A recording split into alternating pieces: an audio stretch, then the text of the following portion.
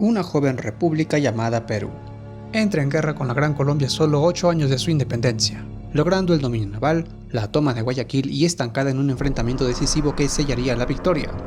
Todo esto fue organizado y orquestado por el entonces presidente del Perú, José Lamar. Pero entonces, uno de sus mejores generales, Agustín Gamarra, le arremete un severo golpe de estado acusándolo de ser un extranjero y que la guerra orquestada la hizo para ocupar su lugar de nacimiento y nacionalizarse peruano. Con Gamarra al poder, accede a negociaciones con la Gran Colombia, retirando a las fuerzas peruanas de los territorios ocupados y dejando el mapa como se encontraba en un inicio, poniendo fin al conflicto. Con él se da inicio a una serie de desopilantes aventuras dentro del país, ocasionando un extenso de sangre del propio pueblo peruano, mejor conocido como las guerras civiles del Perú o guerra de caudillos, un compendio de golpes de estado, revoluciones, revueltas, autoproclamaciones a la presidencia, repentinos cambios de bando por ostentar el poder absoluto de esta recién incorporada e independizada nación que, dicho sea de paso, no toda su población estaba de acuerdo con esta independencia. Cuando Gamarra finaliza su periodo de presidencia, Luis José de Orbegoso tomaría el poder. Gamarra, descontento con esta situación, instiga a Pedro Bermúdez a sublevarse contra el gobierno, dando como inicio la primera guerra civil del Perú republicano, la Revolución de Bermúdez, una guerra civil entre gubernamentales orgovecistas contra revolucionarios bermudistas. ¿Y a qué se debió el descontento de Gamarra? Este, además de su gobierno muy autoritario, era de posición conservadora, mientras que Orbegoso era de posición liberal, y sería la Convención Nacional quien elegiría por votos a Orbegoso como presidente provisorio. La posición conservadora decía que esta decisión era ilegal, pues la Convención no tenía el poder de poner a alguien en la presidencia. Es así que en enero, Orbegoso y los suyos se alojaron en la fortaleza Real Felipe por temor al golpe de estado de Bermúdez. Desde ahí relevó a los gamarristas y estos en respuesta se unieron a Bermúdez, quienes sitiaron la fortaleza. Este comenzaría a sufrir deserciones al enterarse que en Arequipa, la segunda ciudad más importante, la posición estaba a favor de Orbegoso. Los bermudistas no tenían el favoritismo. La población limeña de entonces estaban contra el golpe de estado. Dejaron de funcionar los espectáculos públicos, parte de los comercios cerraron sus puertas, y por las noches grupos de ciudadanos iban al Callao para ayudar a los sitiados del Real Felipe. Los bermudistas abandonaron el sitio del Callao, y la población limeña, temiendo el saqueo de estos, se armaron con piedras y algunos rifles, y se provocaron algunos choques en las calles. ¡Sa gente! La noche del 28 de enero, llegaron los bermudistas encabezados por la esposa de Gamarra, alias la Mariscala, disfrazada de hombre, revólver en mano y alentando a los suyos. El pueblo limeño de entonces había conseguido repeler a los bermudistas, quienes se retiraron a la Sierra Central, en tanto Orbegoso entraría triunfal a la capital. En este conflicto se dieron 3 frentes, el de Arequipa, la Sierra Central y el norte. Arequipa. El general Nieto, frente a sus tropas, reunió al pueblo en la plaza de armas y anunció su deseo de apoyar al bando orbegossista. Asumió el comando militar del departamento y contaba con el asesoramiento del célebre Deán Valdivia. En Puno, el general Miguel de San Román se declaró a favor de Bermúdez y reunió fuerzas para marchar a Arequipa. Los arequipeños, entusiasmados pero mal armados, se prepararon para la lucha. El primer encuentro se dio en Miraflores el 2 de abril. Nieto venció a San Román, quien se replegó a las alturas de Cangallo. Nieto se dejó arrastrar por San Román en una entrevista. Las negociaciones no llegaron a buen término y solo sirvieron a San Román para ganar tiempo. El 5 de abril, Nieto atacó a San Román en Cangallo y parecía que ganaba el combate, cuando un contraataque de los bermudistas cambió la situación. Las fuerzas de Nieto se retiraron en desorden y San Román ocupó Arequipa.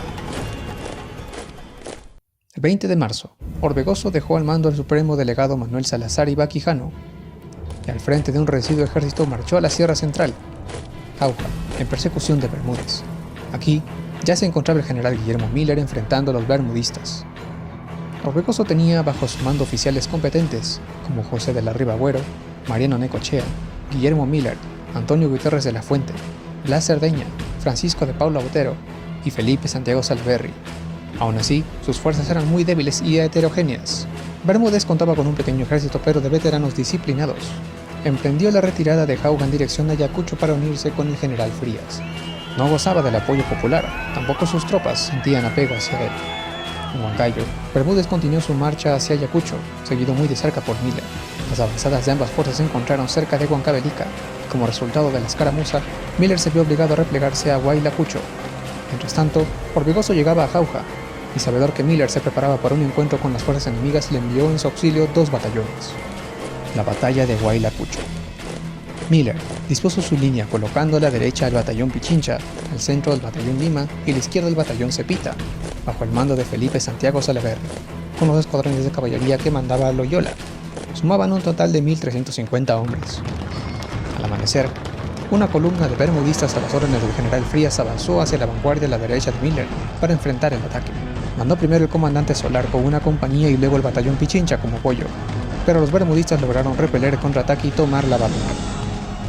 Los orbegosistas, sometidos a fuego convergente incesante, vieron perdida la situación y optaron por retirarse. Procedieron a cruzar el río y muchos perecieron ahogados.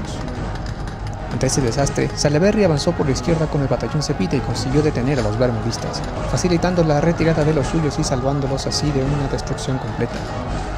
No intervino la caballería orbegosista, pero el general Frías, creyendo que podía ganársela, se acercó con un oficial y 5 soldados, pero Loyola cargó sobre ellos y los destrozó.